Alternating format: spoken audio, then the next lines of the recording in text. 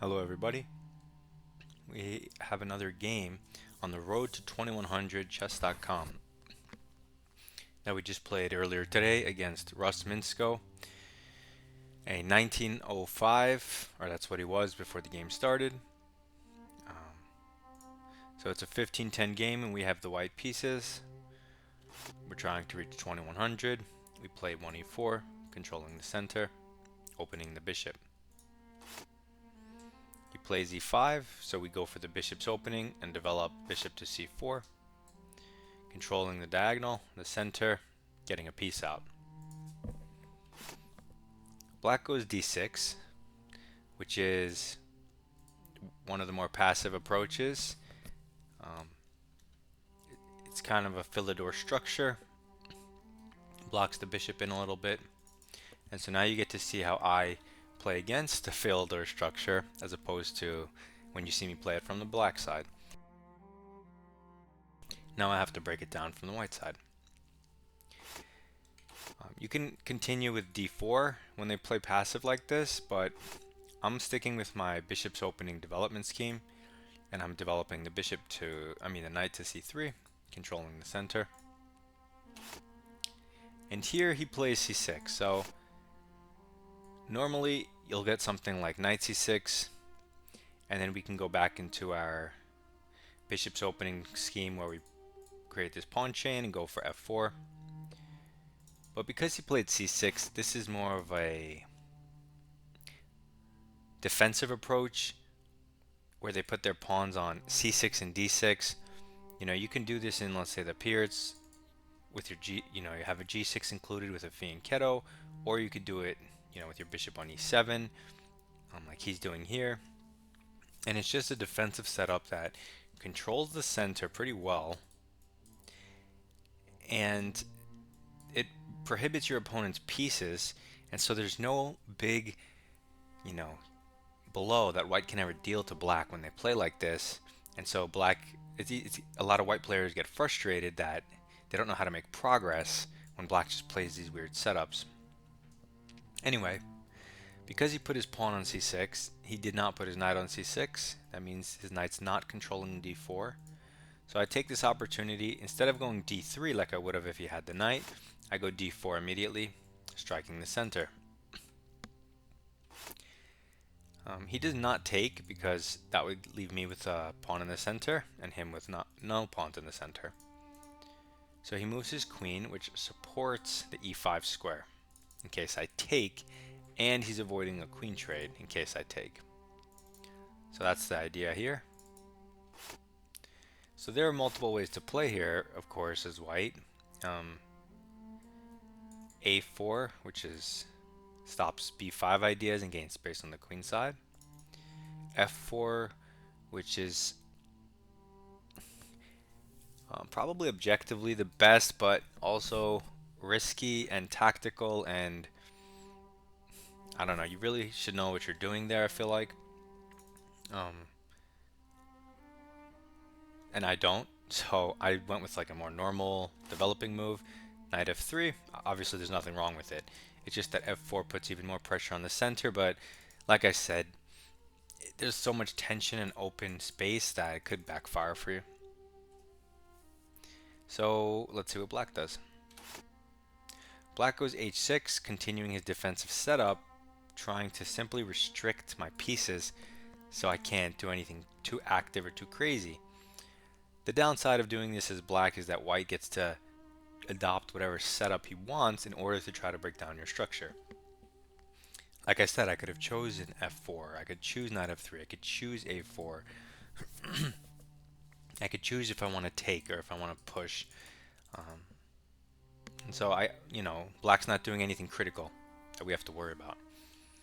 So in this position, I develop my bishop to e3, which develops a minor piece, supports the center, and moves my minor piece out of the way in case I want to castle queenside. But I mean, what it does is it just develops my last minor piece. There's nothing too fancy. So now black develops bishop e7. He looks at this diagonal, prepares castling, but his setup overall is passive, so we can continue with what we want. So you can castle here. Again, you can play a5. A4. You can take if you want. You could bring your bishop. Like, you can do anything reasonable. That's, it just doesn't hang stuff, basically. I choose to do queen e2. It's a little bit of a weird move. But what it does is it says to my opponent, hey, I just moved my queen out of the way. I might castle next. What are you going to do about it? So it develops my last piece. It puts it on the e file opposite the king. And let's just see what black does. So black develops his minor piece naturally to d7. That's a normal square. It supports the center. It temporarily blocks his bishop. He doesn't have too much space for his pieces overall. But at the same time, white doesn't have any, clear bomb to throw at black or any breakthrough. It's just you have to slowly improve your position, and that can be frustrating for people who don't have patience. Okay, so now we're white. It's our turn. We can castle. We can play a4. These are moves that come to mind. These are the two moves I would consider. a4 I would consider first because it's prophylaxis, and castling is hardly necessary like right now.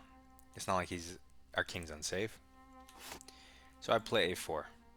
This stops any b5 ideas, kicking the bishop and or the knight. Creates an extra retreating square for my bishop if I need it. Threatens to maybe gain more space on the queen side. Good prophylaxis move that utilizes my rook. So black says, okay, you're not going to go any further with your pawn, creating some type of bind on the queen side. I'm going to play a5 and stop you. Okay, the drawback of his move, a slight drawback, but one that exists, is this. It weakens the b6 square, which can no longer be defended by a pawn. I do have a bishop on this diagonal, so it's a slight weakness. It's our turn. We see that there's no killer blow. We don't want to release the tension too soon for no reason. We want to maintain it. And so castling looks like an obvious move, one way or another. I castled short, but the engine really likes, I think, castling long. And castle long puts a rook on d1, which is of course way more active. And it lets you pawn storm carefree on the other side of the board without worrying about your king safety. Meanwhile, the a4 and a5 pawn inclusion shouldn't be that dangerous because he can never really play b5. I mean, he hangs the pawn, right? Takes, knight takes, hitting the queen. You can always cement your knight back on a3. You have bishop a2, bishop b3. Your king is safe. You have lots of pieces around it. But I didn't do that. I went short. This also looks safe to me. It may be a little harder to pawn storm his king if your king is here, but it still looks safe as far as our king is concerned. So we go for this line, and you can see, because the bar is right there, on the left, we have a 0.7 advantage, even though material's even. That's less than a pawn. It basically is saying that we have a little more space and a little better development, even if he's restricting some of our development, right? It's still better than, let's say this bishop. Okay, and his king's not castled, so. And if you don't play accurately as black, it can be easy to just get overwhelmed and steamrolled because you're playing passive and defensively, so you need to play those accurately. So he makes a move like knight f8, and my first instinct was, this can't be that good. I mean, obviously he doesn't have any moves, and he's trying to utilize either g6 or e6, and so that's a fine move. But what I mean is, like, he's going backwards. So as soon as I saw this, I'm like, ooh, he's uncontrolling the center, and maybe I can go forward or improve my position now because his move is not threatening going to the back ranks. blocking his own castling and stuff. But still, it's not so clear exactly what you're supposed to do. Because taking, he just takes back, and what have you really gained other than trading your good pawn for his slightly worse pawn? You know, this knight's not going anywhere, this bishop is not going anywhere.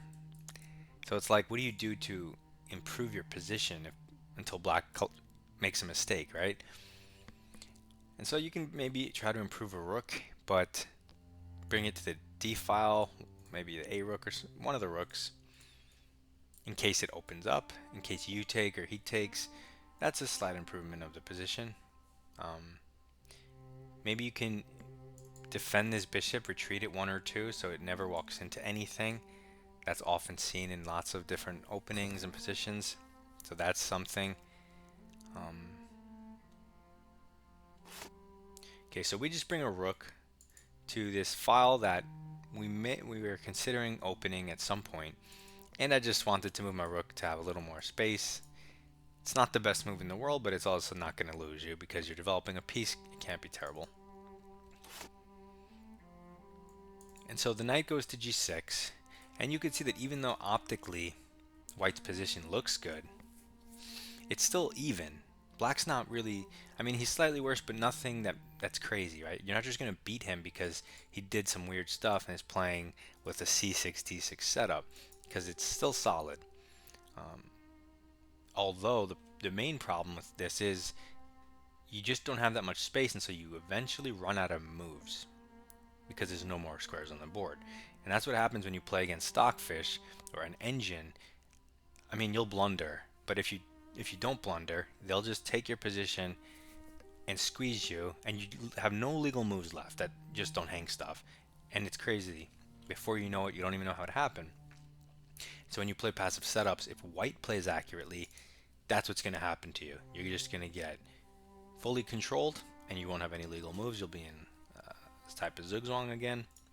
So anyway, he brings his knight here, and as soon as I see this, I'm like, okay, he's going to jump his knight in here. But if he doesn't, I'll just take it with the bishop. He'll take back, and I'll have the center. So I'm like, okay, I'm not too worried about that. I can deal with that. What should I do? Then I saw his bishop, and I'm like, you know, his bishop can go here. It doesn't really have any other good squares, so I think I'm going to take this turn and play h3 to restrict the development of his minor piece. Because this is a, you know, you have time to do stuff like this, because black doesn't have anything to do, you know, immediately. White doesn't either. It's just improving position slowly.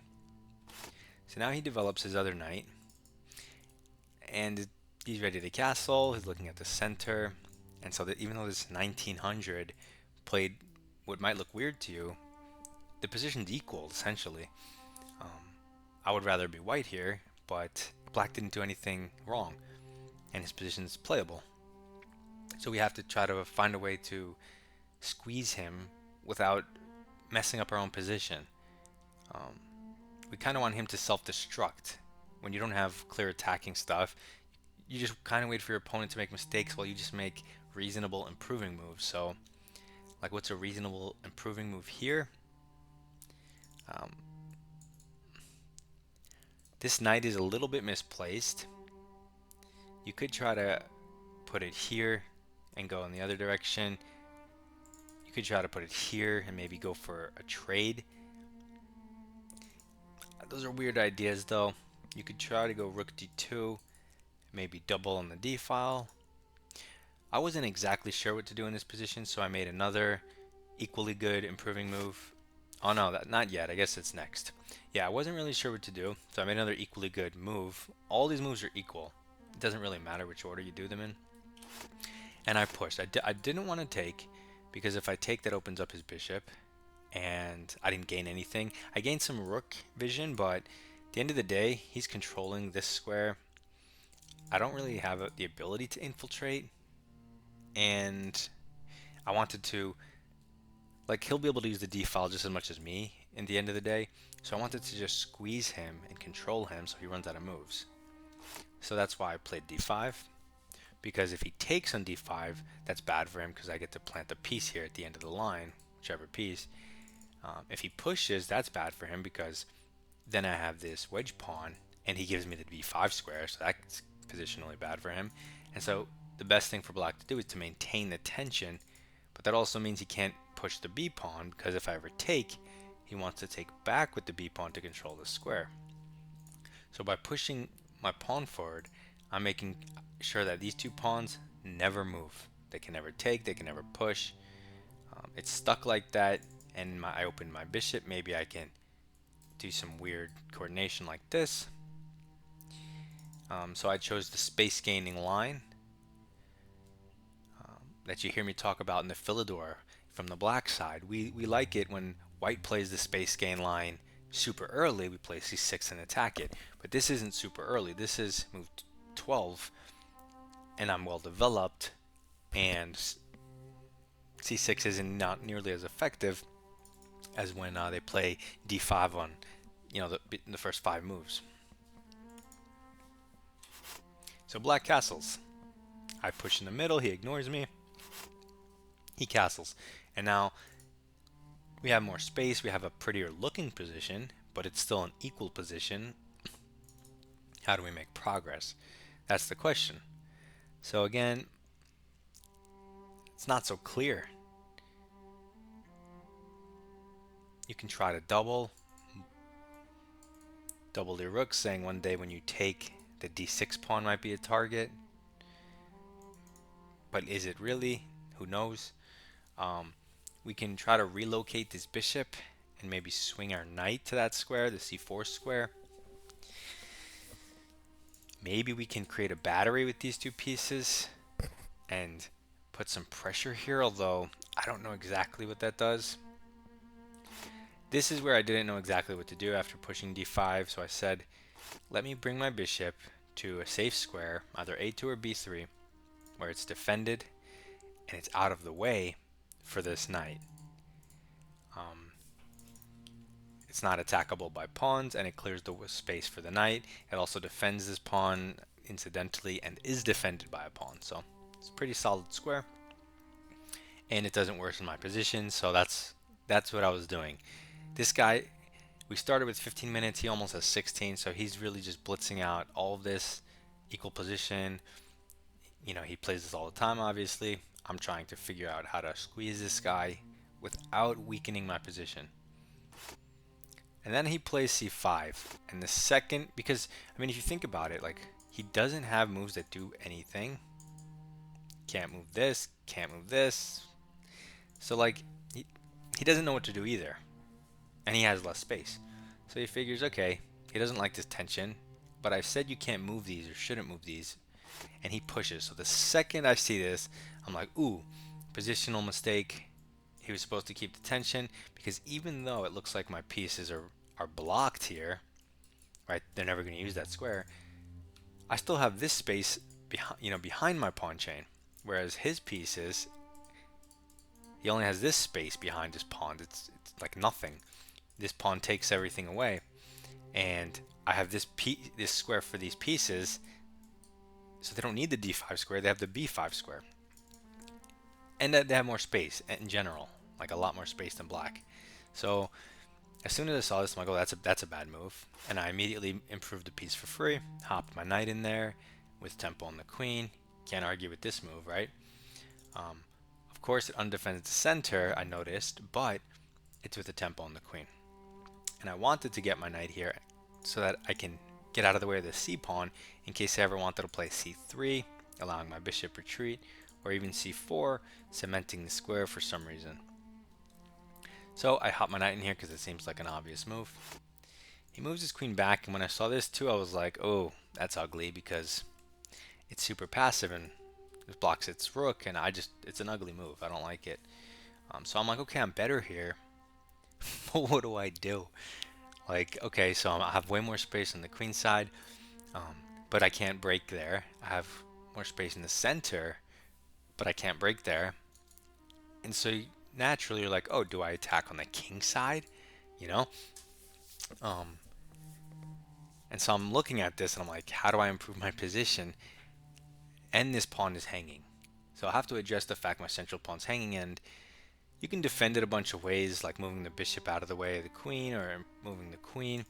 But I said this knight's misplaced. I don't want it here anymore. I want it on c4.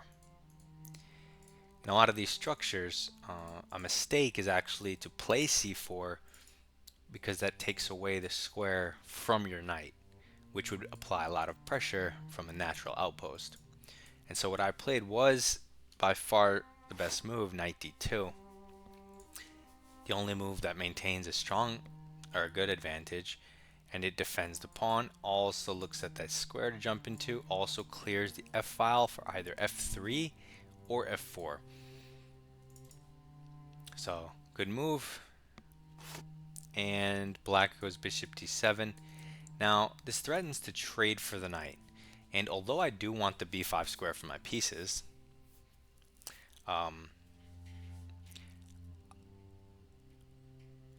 I only want him to trade I only want him to trade minor pieces that on my terms. So I don't just want to accept all trades, right? Now, this knight, I mean, I don't want to move it back, and I don't care that much about it because I will have my bishop that can go to the b5 square. Like I have too many pieces that want to go to the b5 square. I have 3 pieces that could potentially use it, whereas the c4 square I'm pretty sure I want to use with my knight. So I have one too many pieces, minor pieces, for the b5 square, and his light square bishop has a lot of, even though it can't move to these squares, it has lots of vision and reach on these squares. You know, it's technically his good bishop. So I don't mind giving up this knight, but I want to do it on my terms, and if I am, I simply want to replace it with another minor piece so I have a nice piece here on an outpost. So that's why I go bishop c4, because what's my bishop doing here anyway? It's staring into its own pawn chain, and I want to fix that. So I say, hey, you want to trade? Then I'm going to put my bishop there. But if you don't trade, I have a super annoying knight there. So he trades, and now our bishop is here. We're the only ones with the light square bishop, and like I said, that was his good bishop. So now, if you look at the light squares that I'm highlighting, all controlled by me, and he can't do anything about it. And these are squares in his position, right? So that's really bad. You know, you can never put a rook here. You can never put a heavy piece here. You know, that's very restrictive on a position. So now we're plus 1.7, even though we're not up material, because we have a positional bind. The only question is how to break through on the king side. That's the question. So black, I guess, tries to improve his queen. Maybe just connect the rooks. He doesn't know what to do. And in this position, you have lots of moves again, as you always do in close positions. Moves like rook a3 I looked at because you have a really cool rook lift line. You can play moves like rook f1, preparing f4, but I was never sure like if I ever wanted to play f4, if I ever wanted to give him the e5 square for his pieces, or if I was supposed to do something slower like f3 and just, I don't know, super slowly constrict him over a very long game, which would be less risky for white, but maybe you have to play f4 for the advantage, you know? So I wasn't really sure. And if I look at the queen side, I'm like, okay, you know, you can go b3, you can go c3. You can't go knight c4 yet because this pawn's loose. So you can go maybe f3, but then your dark squares are a little Swiss cheese. So looking at all these moves, and I'm like, okay, what can black do? He can't move his bishop. He can't move this knight because it hangs. He can move this knight here or here. So I'm like, okay, black's only move is this. So let me just play g3, and it's actually the top engine move, so that's nice. It just stops his only moves with this knight, so now he has no moves with any of his pieces. You know, he can't go with these. I mean, he can go back with his knight, but is there, like, why? You know, and the top engine move for black is king h8, so that says it all. So we're at +2. We're not up material. Visually, this looks good for white, but I wasn't entirely sure how to win. Accurately, anyway. So black says, you know, I don't have any legal moves. I'm going to go knight back and threaten a piece trade on g5 because I'm controlling all the light squares. So now he's trying to use the dark squares to maybe get in some trades and free up some space for his pieces. If he can get rid of one or two minor pieces, he'll have the space advantage won't matter as much. And so this is a perfect opportunity to play h4 and prevent that piece from going here. And I don't know why I didn't do it, because it makes total sense and it's pretty obvious. I think the second he moved his knight away, I asked myself, what does it threaten? A piece trade, but what's the drawback? It undefends these squares. So I forgot about h4 for a second, and I said, oh, it undefends these squares, so you can either A, jump your knight to c4. Now, this pawn's not hanging. But I said, at the end of the day, I might want it on the king side, so let me just leave it here, not do that. And the other square undefended, I said, oh, let me throw my queen there. Because it's an active square, and it lines up with the king with some weird tactics, possibly in the future. Also, he has no light square bishop to harass me. Worst case scenario, I can coordinate here and get the trade in with a better bind, a better position than him. And if he ever tries to attack me again, I can simply drop back to f3, and we have the same position, only my queen went from e2 to f3, and his knight's back where it started. So I put my queen here, which is also completely fine, but h4 is the logical continuation to stop him from going forward. And yeah, he should have gone for the piece trade here, because I didn't stop him this turn, just to create a little bit of space. It's still, you know, plus 1.6 if he does it, and plus 2 if he doesn't.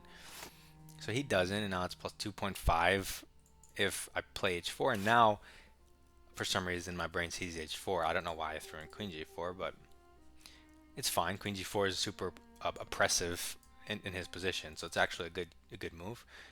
And now black doesn't have legal moves. He can go back and forth with the knight, but he just came from there. Bishop, I mean, what's that? He has no legal moves, so I'm not up anything. But if you play passively and your opponent pushes the pawns at the right time and gains the right space, you run out of moves.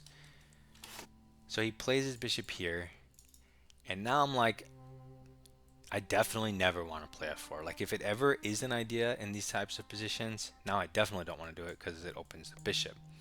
So I was never considered, once I saw this move, any thoughts of f4 ever happening, I wasn't going to do. And I saw that there was this tactic that I can kick the knight and pick up this pawn. I didn't see a downside to it, so I did it. He goes back because he has to, and we pick up this pawn. Now we're not threatening anything. We just picked up a pawn. So what he does is he moves his king out of the way, and now our bishop is hanging. So the only move for white here to not lose is to retreat the bishop, which we do. Now we are up a pawn, finally, but we're not threatening anything. And it's not clear how you're going to win, right? You have a nice diagonal, you have some space. Okay, this doesn't do anything, right? He'll push past, and then how do you win the game?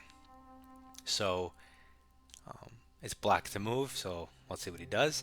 And even though it's hard for white to be like, wait, how do I make progress? If you put yourself in black's shoes, like I said, you have no legal moves, so it's still way better to be white, because you can at least do nothing as white. With black, if you make a move, it may just collapse your position. With white, if you make a move, whatever, it may just be a waste of time. Who cares? You just do something else next turn. But black, you push the wrong thing, you make the wrong piece move, and you lose. So black just shuffles his rook, aims this way. Maybe he's preparing for pawn to h6, and he can take and stare at the queen. And here I wasn't exactly sure what to do again. I said, how do I improve my position? This alignment doesn't look scary. I wanted to play h6, but at the end of the day, after he takes and you move your queen, and he goes, I don't know, bishop g7, like I don't see how that's good for white. So I wanted to just leave my pawn here for the time being. And And I said, okay, so what are some moves that I can improve my position? And I figured, let me lift my king to g2, supporting the light squares, putting my king in this nice little cubby hole, and more importantly, opening access for my rook on the h-file. Why does my rook want to get to the h-file? Because if I do push this pawn and he takes, I have a line of sight to his king, and I thought maybe I could even sack my queen and, you know, double stack and just go after his king. So, and even if I don't do that, king g2 is just a good move to solidify my king, support f3 and stuff. So anyway, he moves his knight around because what else is there to do? He's just shuffling, and you can make a bunch of improving moves. The computer actually has this plan, which I thought was insane here. Really cool, because, you know, you could do things like f4 and e5. That was an idea many moves ago, you know, when my structure was aiming like that. But now the computer suggests a plan that you don't even think is possible with the, like, visually, and that's the break on the queen side. And you're like, that doesn't even make sense. But one of their top moves is rook a to b1 with the idea of c3 and b4. And it turns out that these bishops here and here perfectly support the queenside pawn advances. I didn't even consider that, and even now I still wouldn't do that, because this entire time I've been trying to play on the queen side, I mean the king side. So I'm still going for this rook h1 idea, even though I see the computer. I mean, the computer also with equal evaluation suggests this. I'm just surprised that rook b1 was even a thing, but it makes sense. I go b3 because I feel like I'm plus 3.5. Now, I don't know I'm plus 3.5, but I say, okay, I'm clearly better. I have, again, a type of bind. He doesn't have legal moves that do anything that matter. So I kind of have an almost infinite time to improve my position. I thought maybe he put his knight here to try to sack the c pawn, right? Just to open up the c file, and then put his rooks here and maybe get his other knight to c5 and, you know, sack a pawn for activity and play on the queen side. So I'm like, you know what? Let me just play b3. There's never any sacks. He can never, I mean, he can still sack it, of course, but b3 is totally unnecessary. It was just a cemento solidifying move that discourages him from even trying to prepare c4 or sack, because all lines will be just worse with a b3 pawn supporting that square. But again, unnecessary. You could have just put your rook to h1. But I started with this because black has no meaningful moves. Now he hunts my bishop, and now, like I said, I only want to trade on my terms. And if my bishop wasn't here, his knight is terrible. That's what I see. So I'm not trading the bishop. I moved it back to d3, supporting the center and leaving this open for my knight. I considered going to f1 and rerouting to h3, trying to get maybe to f5 or just look at that diagonal. But I said then I'm going to have to move my king. I didn't want to waste all the tempi, so I put it just to the center for now. He played b6, which, I mean, it solidifies these dark squares, but doesn't actually do anything. It's just a random move. And so now we have time to, again, you can break on the queen side, which it looks like you can't. But with rook b1 and c3, you can actually play b4. But I feel like that gives him play too, even though move by move, white's a lot better. It still opens up the queen side. I feel like he's so restricted that why open up anything? Just keep improving and squeeze him. So I go knight c4, but not because I want my knight on c4 anymore. Because all of his weaknesses, you know, it's never going to apply pressure in a way where I'm going to win those. So the only reason I'm putting it here is because I want it on f5. So when I was in this position and I didn't know what to do, I did want to play rook h1, but I wasn't 1000% sure that it actually mattered on the h file after h6. Like, that the rooks were going to do anything if he doesn't take. Like if he pushes past, let's say. But it still felt like it was something I wanted to do. But then I'm like, okay, so I'm semi-sure about rook playing on the H file, but I'm definitely sure that I want my knight on F5. So, because it's not doing anything here. So I was going to reroute it like such, right? So I go here first. He just moves around the knight because he has nothing else. I move my bishop so I can make space for my knight. He moves his queen because he has nothing else. And now he has 3 pieces here, so maybe now he's setting up for a piece trade again. But I ignore him and I just go here. He can, put a piece here, but in either case I'm going to F5 with tempo. He doesn't even go for the piece trade, which is a little weird because why not put your bishop here, right? Your bishop's really bad. He just moves his rooks back and forth. Knight F5 is an obvious move. But now I'm down to 4 minutes and I'm starting to kind of panic. My heart's going really fast because I know I'm running out of time. I know I'm slow. And you need to think about all the different nuances in positions like this, and there's no time. This guy has plenty of time though. So I hit the queen. He moves away. And I know I'm much better. I'm +3. I mean, look at the position. I know he has no moves, but how do you finish the game? And that's what's funny. So this is when I'm like, okay, I have my knight on F5. This bishop is as good as it's going to get. Awesome, sacking it. This bishop could play over here, but I mean, what's the point? So just leave it where it is. It takes forever to try to reroute it meaningfully, so just leave it where it is. And let's get the rooks in the game. That's 10 points of material I'm not using. So I get my rook to what might be a useful file because, okay, you may say H file is no good, well, suggest a better file, right? You could maybe argue F, but that's only if you're going to push F4, right? So he just shuffles his rook back and forth, and I don't know what else to do. So I double. He goes here, and I almost automatically doubled, saying, you could take my knight, no big deal. But then I said, it's kind of similar to the other situation, whereas if my knight's not here, his knight's kind of garbage, so I don't want him to trade. And so then I came up with a really cool idea, which was to move my knight to H4. And the cool thing about this is, one, well, it avoids the trade to keep him constricted and have no legal moves. And two, this is basically his only opportunity to take my knight with his bishop. And he should. That would give up the dark squares, which is really nice for my bishop, but I have a really, really sneaky threat in this position that knight H4 creates. And what do you think that is? If white could move again in this position, what would white play? And that move that white would play is knight to G6 check, because his king is stuck. That forces a capture with the knight or the pawn. So if I go knight in here, he's going to take with the pawn, saying, hey, I win a piece. I'm going to take with the pawn, saying, yes, you do, but your knight's pinned, and the rook's hitting it.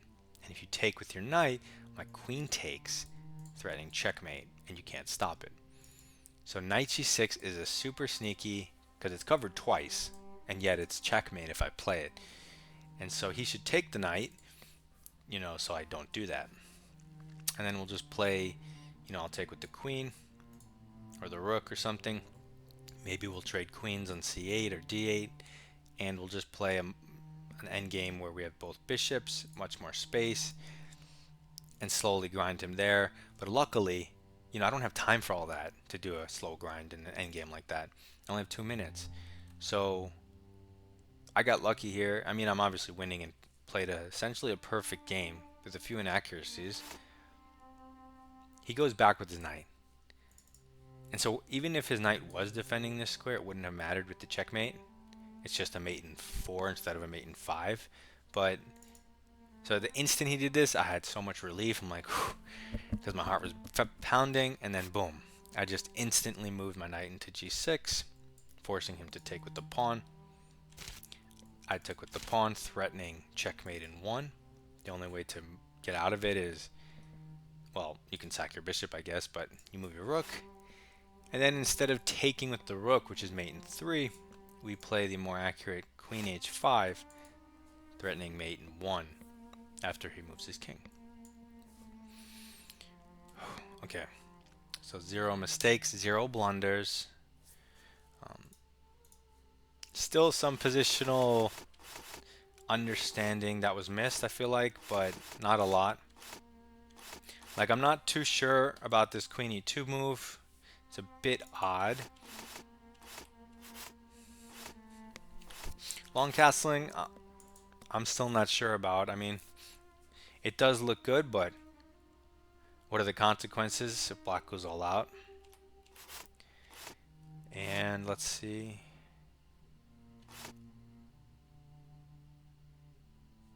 I think h3 here is probably makes more sense than the rook move. Just prophylaxis.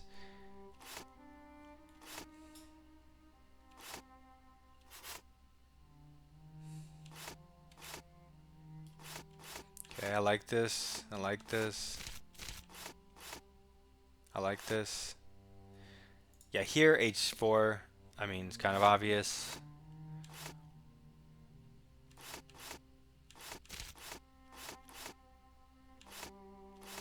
I like this. And then let's see. Yeah, just rook over.